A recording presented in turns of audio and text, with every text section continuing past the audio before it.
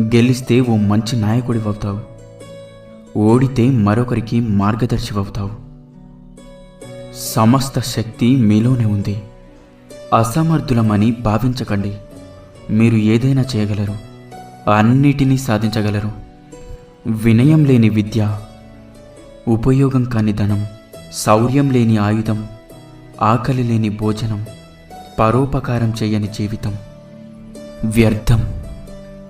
ఆరంభం అతి స్వల్పంగా ఉందని నిరాశపడకండి. క్రమంగా ఘనమైన ఫలితాలు అవే వస్తాయి. సాహసంగా పనిచేయండి. నిరంతరం వెలిగే సూర్యుని చూసి చీకటి భయపడుతుంది. అలాగే నిత్యం పనిచేసే శ్రామికుడిని చూసి ఓటమి భయపడుతుంది. ప్రేమ, నిజాయితీ, అలాగే పవిత్రత